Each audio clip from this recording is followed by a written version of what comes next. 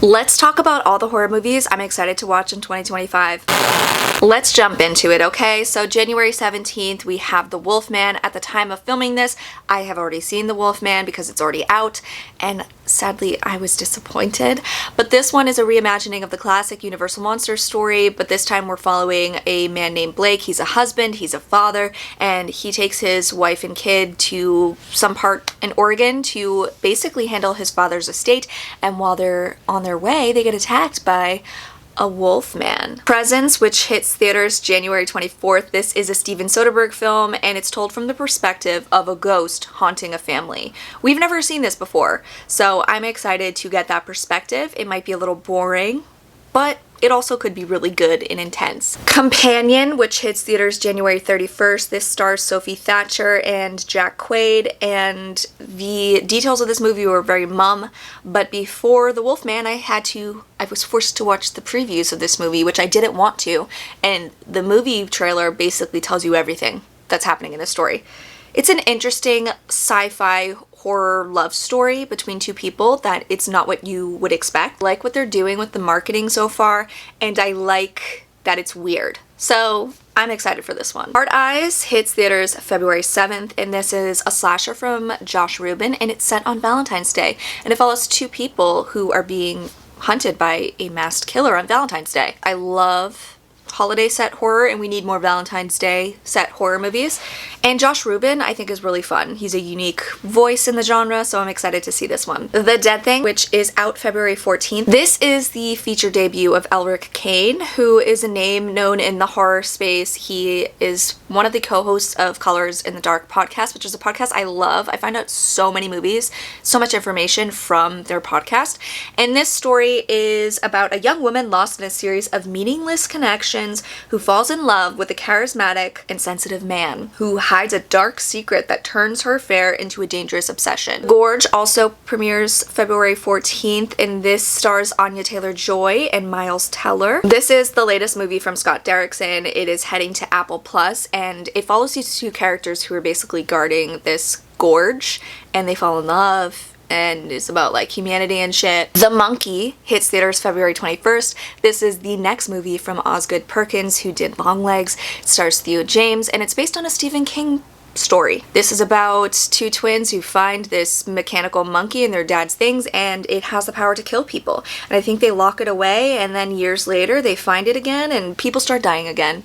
It looks bloody, it looks fun, it looks weird, it looks stylish, gorgeous, and Theo James. Death of a Unicorn looks really interesting. This is a movie about a father and daughter who are driving somewhere and they hit a unicorn. It stars Jenna Ortega, Paul Rudd, and a bunch of other people who are great, and it looks weird and like existential and shit and funny, and I think the unicorn that they kill has a mother who comes back for revenge. Oh, and John Carpenter composed the score. That's cool. Opus comes out March 14th, and this stars, I don't know how to say her, Ayo Edebiri. I'm sorry if I'm saying that name wrong. She's from The Bear. This one is described as a flashy pop horror. It's from A24, and it's about a young writer who is invited to the estate of a famous musician who's been kind of hidden for 30 years, and things are weird, okay? It sounds like Night Film, which is a book I really love. The Woman in the Yard is a Blumhouse horror movie that is hitting theaters March 28th, and it's from the director of House of Wax, An Orphan,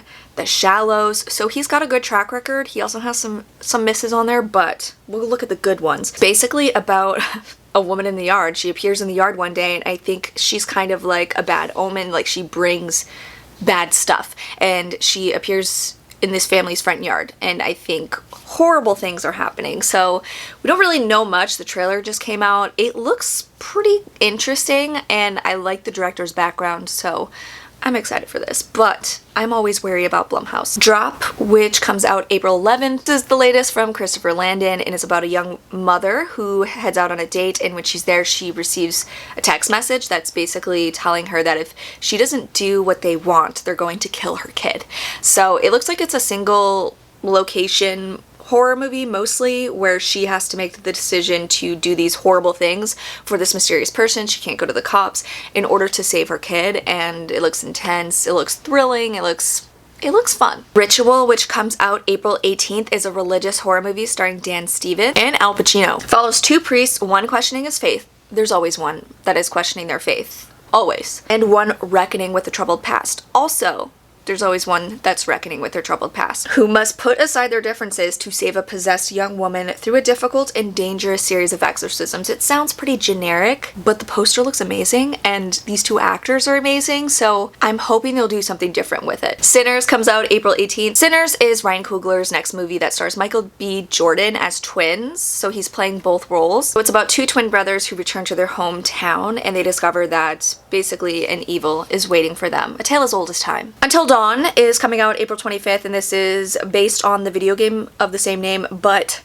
it veers heavily away from the video game synopsis, which I know many fans are not happy about, but I will say the trailer makes this movie look fun as fuck. It's from David F. Sandberg, who did Lights Out. It's following a group of kids who are in this house, and they basically are in kind of like a time loop, and every night they have to defeat a new monster, and if they don't, they die, and then they respawn, essentially. Clownin' of Cornfield is hitting theaters May 9th. This is based on the book series of the same name by Adam Caesar, which I love. And the first one, this movie, is based on the first book, and it tells the story of a young girl who moves to a Midwestern town with her dad, and she learns about this town lore of Friendo the Clown. He was like the town mascot, and the town is kind of on its last leg. It's dying. And one night the kids are partying out in the cornfields, and this clown dressed as Friendo the Clown comes and starts killing them off one by one. Story sounds very basic, but it's interesting. Like, there's more to the story where it's about different generations and how they come together, and just a lot of the tension between generations. And I love the first one. It's definitely YA, but I think it's fun. It's surprisingly bloody and gory, the books, so I'm hoping the movie will be even gorier. Final Destination Bloodlines hits theaters May 16th, and this is the next installment in the Final Destination series. As we all know, the Final Destination series basically follows a group of kids or people who cheat death, and then death comes after them until they're dead, because you can't cheat death, okay? I'm hoping they do something interesting with this, but I think the Final Destination movies are fun. I'm excited to see them back. Weekend is coming out with a horror movie that I will not be watching, but some of you might want to watch it. It's called Hurry Up Tomorrow, comes out May 16th. It's a psychological horror thriller. Listen, if you saw him in The Idol on HBO, you will know that he can't act for shit. And he's super in love with himself. So no, I won't be watching this, Abel. Thank you. 28 Years Later, hitting theaters June 20th. This is from director Danny Boyle. It is the next in the 28 Days Later franchise. And I think details are pretty mum about this, but it's setting off a new trilogy. And it's obviously set 28 years later after the first film, where people are still trying to survive this deadly virus. The trailer looks so haunting, and it just got under my skin. It made me so uncomfortable, so I'm very excited about this one. Megan 2.0 comes out June 27th, and we're following Megan again. Ugh. Allison Williams and Violet McGraw are back alongside everyone's favorite killer dancing queen for Megan 2.0. How are they coming back? Can we just get a new family? Allison Williams is so dull, okay? But whatever, I'll watch it. I like Megan. She is a queen. It was fun. I'll wait for streaming, though. I'm not going to the theater for that shit. I Know What You Did Last Summer is coming out July 18th. This is a reboot. We have Freddie Prinze Jr. and Jennifer Love Hewitt coming back, but I think it's going to focus on a new set of kids who are being stalked by the fisherman with the hook for some reason. Why is he still around? I don't know. Insidious 6, they're coming out with another one. It is coming out August 29th. Not much plot details about this. Do we need it? The Conjuring Last Rites comes out September 5th. This is the last film in the Conjuring universe that will feature Lorraine and Ed Warren. We don't know much about the plot, but I'm excited to see them, and I'm very sad. I hope it will be better than the last movie in the Conjuring franchise, though, because I did not like the last one. The Bride, out September 26th. This is Maggie Gyllenhaal's version of The Bride of Frankenstein. The next installment in the Saw franchise comes out September 26th. We don't have any updates on what the plot will be, if it will feature Jigsaw. If they're smart, it will. But yeah, always more. Always room for more Saw. The last one was amazing, so I'm excited. I hope they do stick with going backwards and showing us more Jigsaw. Hell House LLC Lineage is the next installment in the Hell House LLC franchise. This is coming out in October, and we don't know much about the story, but we do know that it's the final entry in this series. The Black Phone 2 comes out October 17th. Ethan Hawke is returning as the grabber. Not many plot details have been revealed. The Running Man comes out November 7th. This is the remake from Edgar Wright, and it stars Glenn.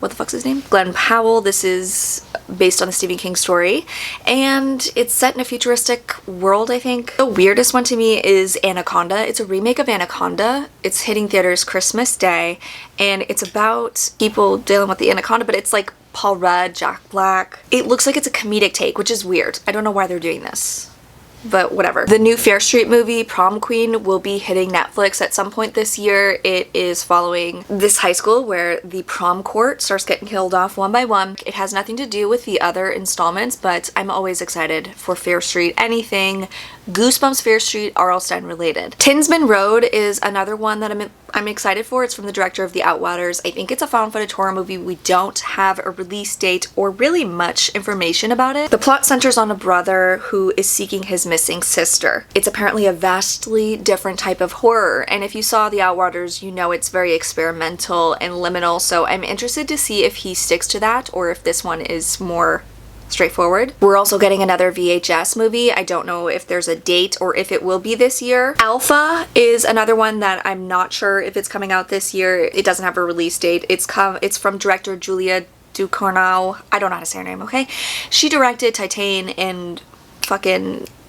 what's that other one? Raw. This one is set in the 80s, and it focuses on a teenager who starts getting rejected by her classmates because of a rumor spreading that she's been infected with a new disease. So it sounds like another body horror. Bring Her Back is the next film from Danny and Michael Filippo. They're the team behind Talk to Me, and I don't know if this is coming out in 2025, but I'm keeping my eyes open for it because I will watch anything from them now because I loved Talk to Me. We don't really have much plot details, but we just have them, and that's enough for me. This one also sounds interesting. It's called Looky Loo, and it is from director Jason Zink, and it's about an aspiring filmmaker who obsessively captures found footage everywhere he goes. His obsession takes a dark turn when he begins using his camera to stalk and film women. So it looks like a dark and disturbing found footage horror movie. I love found footage. I think I saw this on Instagram from Brian Fears Ghosts. He always has amazing recommendations, so thank you for putting that on my radar. Borderline is a comedy horror starring Samara Weaving and Ray Nicholson, aka Jack Nicholson's son, and it's about a guy who escapes from a mental institution and basically forces his way into his favorite celebrity's house. And yeah, the celebrity is Samara Weaving, the patient is Ray Nicholson, and it's she's a 90s pop star, so it's going to have 90s vibes, so give that to me, yes. So there you have it. Obviously, we're just in the beginning of the year. This list will grow, we'll get more information, more movies will pop up, but these are all the ones that are on my radar currently. If there's any that I didn't mention, please comment down below because I want to stay up to date for all of the upcoming horror movies, and I'm gonna try my best to watch as many as I can this year. Let me know what movie is your most anticipated horror movie of 2025. And thanks so much for watching, guys. I'll catch you next time.